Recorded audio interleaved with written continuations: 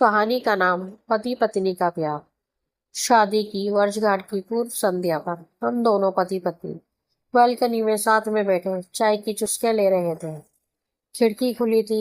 चिलमिलाते सितारे ठंडी ठंडी हवा के झोंके बहुत सुकून दे रहे थे। मन आज से 10 साल पूर्व खिड़की के दूसरी ओर सितारों की दुनिया में झांकने लगा। आज दुनिया की नजर में हम एक आदर्श कपल है। प्यार भी बहुत है अब हम दोनों में, लेकिन कुछ समय पहले या कहिए कुछ साल पहले ऐसा नहीं था। मुकदमा 2 साल तक चला था। तब आखिर पति पत्नी के तलाक का मुकदमा था। तलाक के केस की वजह बहुत ही मामूली सी थी। इन मामूली सी बातों को बड़ा चढ़ाकर बड़ी घटना में रिश्तेदारों ने बदल दिया। संजीव ने आव देखा पन्ना था, जड़ दिए 2 थप्पड़ मुझे। मुझसे ये अपमान सहा नहीं गया। ये मेरे आत्मसम्मान के खिलाफ था। वैसे भी शादी के बाद से ही हमारा रिश्ता सिर्फ पति पत्नी का ही था। उस घर की मैं सिर्फ जरूरत थी। सास को मेरे आने पर अपनी सत्ता हिलती लगी थी, इसलिए रोज एक नया बखेड़ा। संजीव को मुझसे ज्यादा अपने परिवार पर विश्वास था, और उनका परिवार उनकी माँ तथा एक बहन था। मौका मिलते ही मैं अपने बेटे को लेकर अपने घर चली गई। मुझे इस तरह देखकर माता पिता सत्ते में आ गए। मुझे बहुत समझाने की कोशिश की, पर मैंने तो अलग होने का मन बना लिया था। मेरी जिद के आगे मेरे माँ पापा को ने घुटने टेक दिए। दोनों ओर से अदालत में केस दर्ज कर दिए गए। वह चाहते तो मामले को रफा दफा भी किया जा सकता था, पर संजीव ने इसे अपनी तौहीन समझी। उनके रिश्तेदारों ने मामले को और पेचीदा बना दिया। न सिर्फ पेचीदा बल्कि संगीन। सब रिश्तेदारों ने इसे खानदान की नाक कटना कहा। यह भी कहा कि ऐसी औरत पतिव्रता नहीं होती। इसे घर में रखना अपने शरीर में मियादी बुखार पालते रहने जैसा है। बुरी बातें चक्रवृद्धि ब्याज की तरह बढ़ती है। सो उनकी तरफ से खूब आरोप उछाले गए। ऐसा लगता था जैसे उस पक्ष के लोग कोई खेल खेल रहे हैं। संजीव ने मेरे लिए कई असुविधाजनक बातें कही।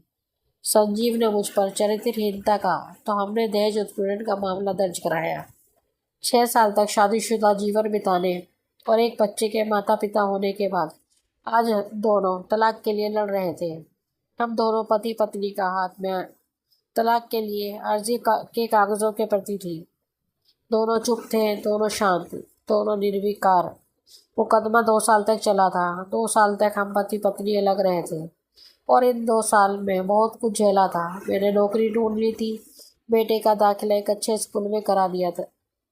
सबसे बड़ी बात, हम दोनों में से किसी ने भी अपने बच्चे की मनस्थिति नहीं पड़ी।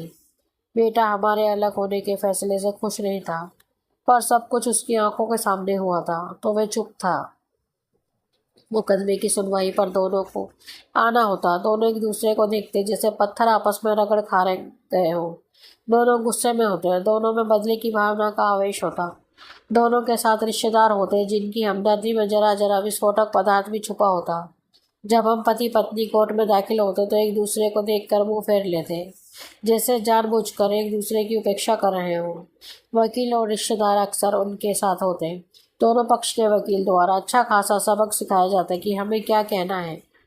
हम दोनों वही कहते हैं। कई बार दोनों के व्यक्तित्व बदलने लगते हैं, तो फिर संभल जाते हैं। अंत में वही हुआ जो हम सब चाहते थे, यानी तलाक की मंजूरी। पर तो थोड़ा सोचने का समय दिया गया। पहले उनके साथ रिश्तेदारों की फौज होती थी। धीरे धीरे ये संख्या घटने लगी। संजीव की तरफ से रिश्तेदार खुश थे, वकील भी खुश थे, पर मेरे माता पिता दुखी थे। अपनी अपनी फाइलों के साथ मैं चुप बैठी और संजीव खामोश। यह महज इत्तेफाक ही था। उस दिन के अदालत की फाइनल कार्रवाई थोड़ी देर से थी, और अदालत के बाहर तेज धूप से बचने के लिए हम दोनों एक ही टी स्टॉल पर बैठे थे। यह भी महज इत्तेफाक ही था कि हम पति पत्नी एक ही बेंच के आमने सामने थे। मैंने कटाक्ष किया, मुबारक हो, अब जो तुम चाहते हो वही होने को है। संजीव बोला, तुम्हें भी बधाई हो, तुम भी तो यही चाह रही थी। मुझसे अलग होकर अब जीत जाओगी। उससे रहा नहीं गया, और मैं बोली, तलाक का फैसला क्या जीत का प्रतीक होता है? संजीव बोला, तुम बताओ। पर मैंने जवाब नहीं दिया। मैं चुपचाप बैठी रही और बोली, तुमने मुझे चरित्रहीन कहा था। अच्छा हुआ, अब तुम्हारा चरित्रहीन स्त्री से पीछा छूट जाएगा।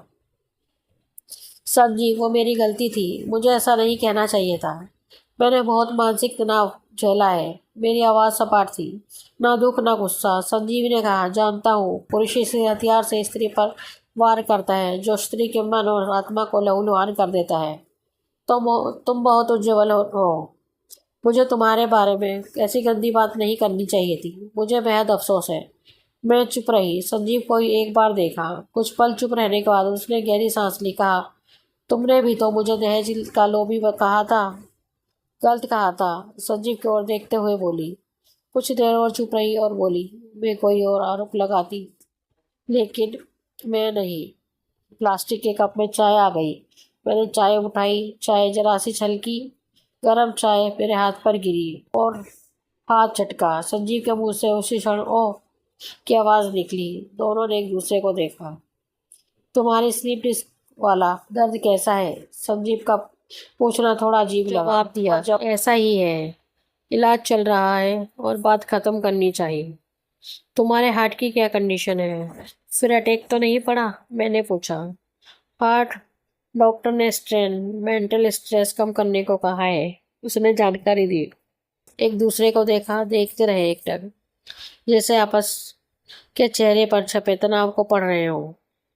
दवाई तो लेते रहते हो ना? संजीव के चेहरे से नजर हटाई और पूछा। हाँ, लेता रहता हूँ, संजीव ने कहा।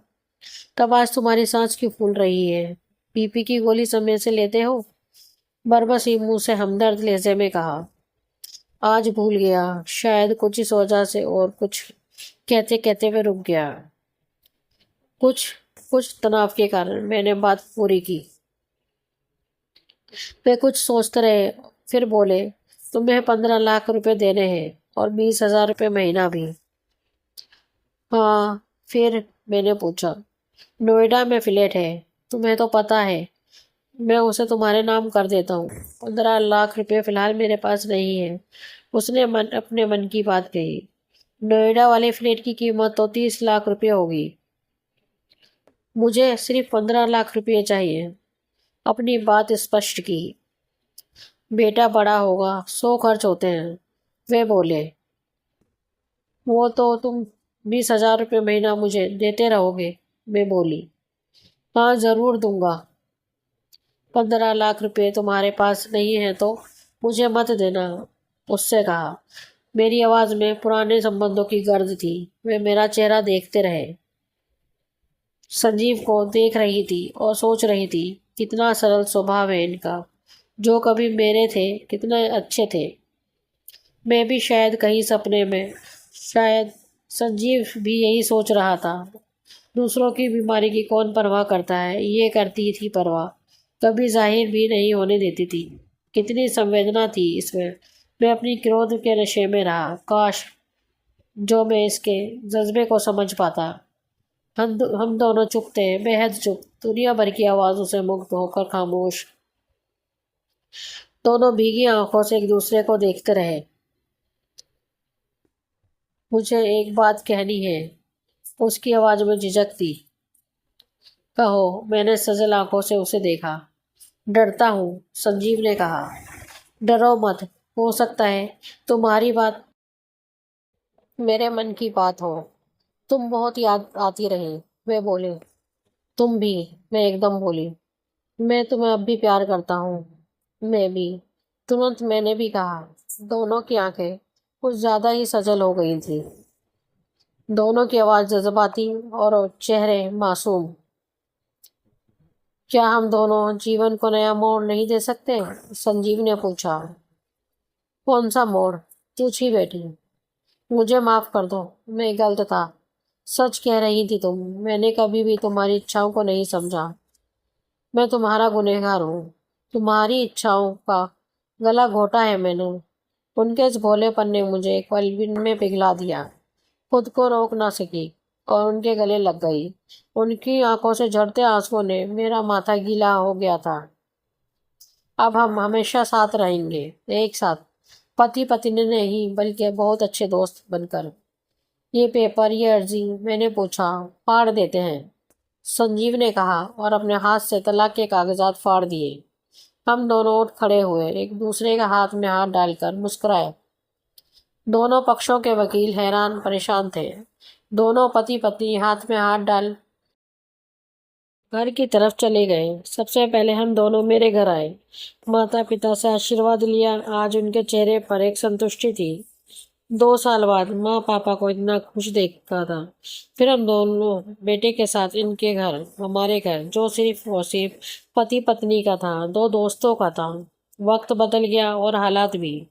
कल भी हम थे और आज भी हम ही हैं, पर अब किसी कड़वाहट के लिए कोई जगह नहीं। ये अनोखा संबंध है, पति पत्नी के रिश्ते से भी कुछ ज्यादा खास।